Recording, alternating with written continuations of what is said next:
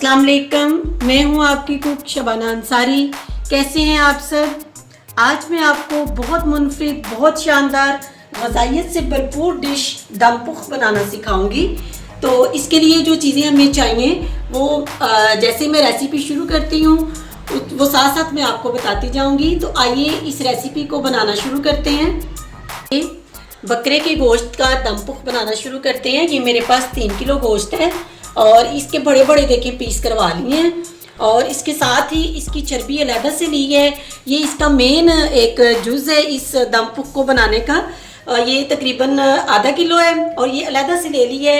ये चर्बी में ही ये डिश बनती है। इसका मुनफरिद स्टाइल भी यही है। ये देगचे में सबसे पहले हम चर्बी की तह लगाएंगे इस तरह से। गोश्त के बड़े बड़े पीस हैं जो इस तरह आपने लगाते जाना है। मटन है ये और इसकी बहुत ही ये मज़े की दम पुख बनता है। इस तरह से हमने तह लगा देनी है गोश्त की पूरी नीचे। ये सारा गोश्त मैंने इस तरह से नीचे तह लगा दी है। किलो मटन अंदर मैंने तह लगा दी है देगचे के अंदर। अब प्याज है, ये देखिए बड़े बड़े पीस मैंने ये किए हुए हैं इसके। ये मुख्तलिफ जगहों पे हम अंदर रख देंगे। हमने काफ़ी देर इसको तकरीबन 3 घंटे तक हमने इसको पकाना है, तो इसलिए ये पीस आसानी से अंदर जो है गल जाएंगे और इनका अंदर मसाला वगैरह बन जाएगा।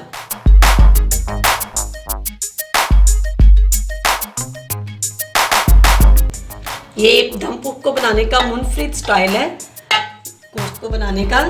इसको बिल्कुल भी हम गोश्त को भूनेंगे नहीं, इसी तरह चीज़ें सारी अंदर ऐड करते जाएंगे।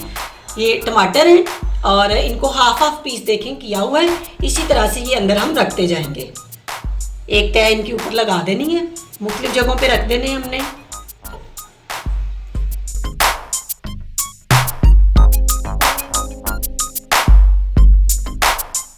आने के बाद अब हम इसके अंदर आलू लगाएंगे।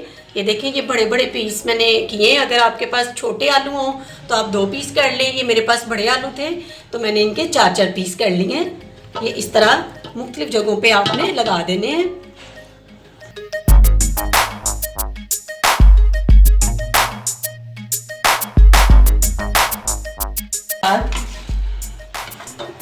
सब्ज़ मिर्च है, ये भी साबुत ही इसके अंदर ऐड करेंगे। ये भी इस तरह मुख्तलिफ जगहों पे हम इसको रख देंगे।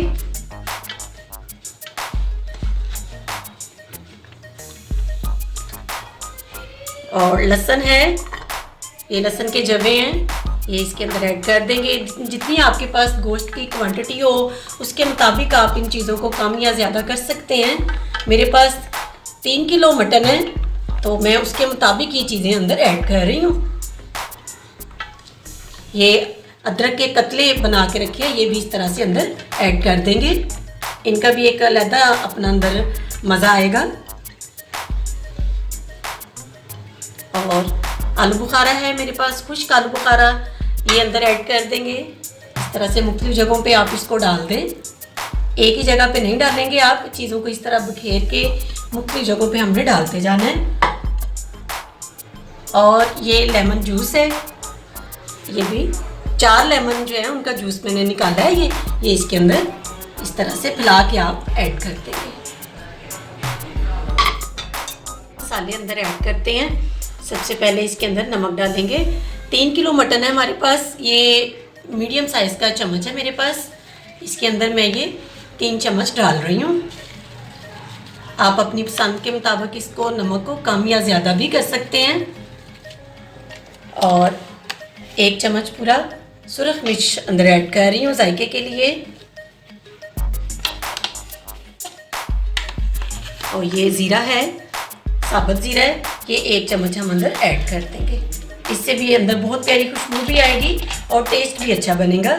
और एक मेन चीज़ काली मिर्च पिसी हुई, बारीक पिसी हुई, इसके अंदर हम ऐड कर रहे हैं। ये काली मिर्च में ही ये गोश्त बनता है। मैंने जायके के लिए थोड़ी सी अंदर सुरख मिर्च ऐड की है, ये 2 चम्मच में अंदर ऐड कर रही हूँ। ये इस तरह से हमने अंदर ऐड कर देना है।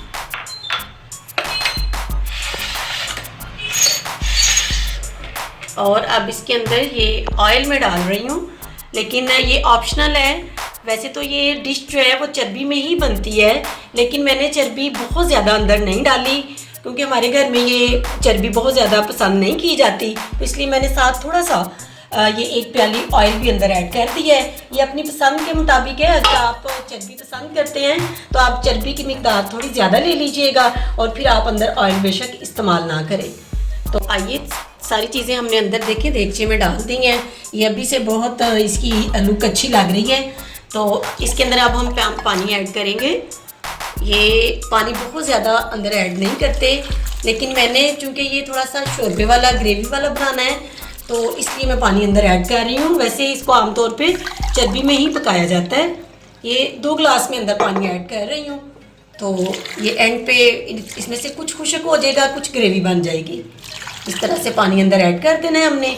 अब हम इसको आटे के साथ साइडों पे लगा के बंद करेंगे, वो भी मैं आपको दिखाती हूँ। और फिर चूल्हे पे रखने के लिए ये हमारा दम पुख्त जो है वो पहला इसका मरहला जो है वो कंप्लीट हो चुका है। तो आइए, ये आटा मैंने लिया है, देखिए गूंदा हुआ आटा है मेरे पास, और इसको इस तरह से मैंने लंबा कर लिया है। और अब इसको देगचे के ऊपर इस तरह से रखूँगी और इसको हमने सील बंद करना है। देगचे को इस तरह से ऊपर लगा देना है मैंने। तो इसको हम बाद में ऊपर ढक्कन रखेंगे, सारी साइडों से ये बंद हो जाएगा और बिल्कुल भी स्टीम या भाप जो है वो बाहर नहीं आएगी। इस तरह से सारी साइडों पे लगाना है।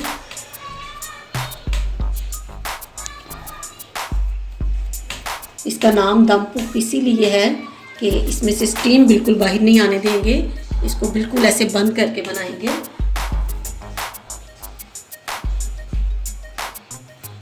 ये देखिए, इस तरह से मैंने पूरे देगचे पे लगा दिया।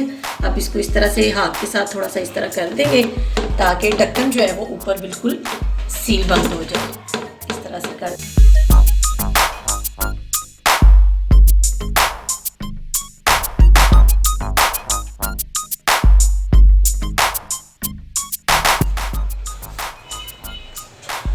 अब इसके ऊपर इस तरह से ढक्कन हमने लगा देना है। सारी चीज़ें अंदर ऐड हो चुकी हैं और पूरे 3 घंटे हम इसको कहेंगे, इसको अच्छे तरीके से दबा दें ताकि ये ऊपर ढक्कन जो है वो आटे के साथ जुड़ जाए। इसको पकाने का तरीका ये है कि चूल्हा हम नीचे जलाएंगे। पहले 5 मिनट हमने चूल्हे को फुल तेज़ करना है, तेज़ आंच पे 5 मिनट इसको हम रखेंगे देगचे को, और उसके बाद फ्लेम बिल्कुल स्लो कर देंगे, बिल्कुल स्लो, और फिर 3 घंटे तक इसको पकने देंगे। 3 घंटों के बाद हमने इसको देगचे को खोलना है और उस वक्त तक हमारा दम पुख्त बहुत अच्छे तरीके से तैयार हो चुका होगा। तो ये देखिए, मैंने अच्छे तरीके से इसको दबा दिया है सारी साइडों से, और अब हम इसके नीचे आग जलाएंगे 5 मिनट के लिए। तेज़ आंच पे इसको पहले पकाएंगे और उसके बाद आंच बिल्कुल हल्की कर देंगे और फिर 3 घंटे इसको पकने देंगे। 3 घंटों में ये डिश हमारी तैयार हो जाएगी। बहुत मुनफरिद स्टाइल है इसका। ये आग जला दी है। अब इसके ऊपर हम थोड़ा वज़न रखेंगे ताकि इसकी भाप मज़ीद जो है वो अंदर ही रहे और बाहर ना निकले। इस तरह से कोई भी चीज़ आप भारी ऊपर रख सकते हैं। मेरे पास ये अवेलेबल है तो ये मैंने रख दी है।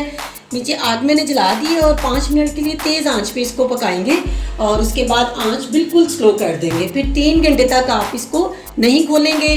3 घंटे के बाद हम इसको खोलेंगे, उस वक्त तक हमारी दम पुख्त डिश तैयार हो चुकी होगी। आइए, 3 घंटे हो चुके हैं इस गोश्त को दम पर रखे हुए। अब हम इसको चेक करते हैं। ये सबसे पहले मैं ये उतारती हूँ ऊपर से, और तो आइए इसको देगचे को खोलते हैं। ये काफ़ी जो है वो चिपका हुआ है साथ, इसको थोड़ा छुरी के साथ हमें ढीला करना पड़ेगा आटे को। इस तरह से सारी साइडों से हम कर लेते हैं।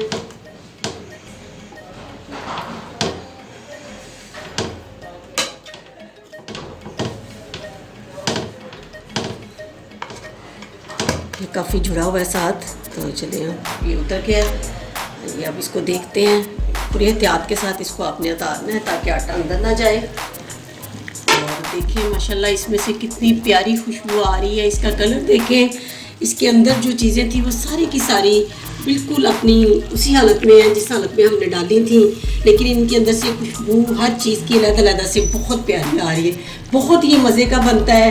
ना इसमें हमने कोई तड़का लगाया है, ना इसको भूना है। ये इसी तरह से तैयार होता है और इसी तरह से ये अपना एक मज़ा देता है।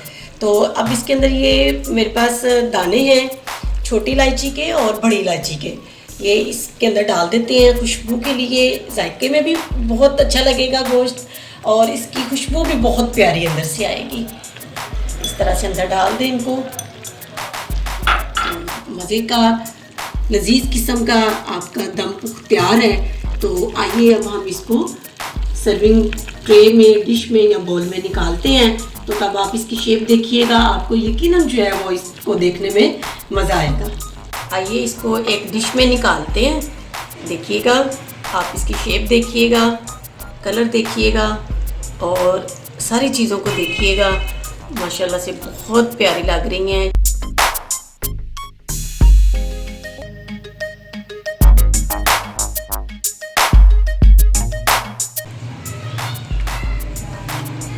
ये देखें, ये इसकी शेप देखें आप, बहुत प्यारी लुक आ रही है। इसमें हर चीज़ अलग-अलग से आपको नज़र आ रही है, लेकिन जब आप खाएंगे आपको बहुत लुत्फ़ आएगा, बहुत मज़ा आएगा।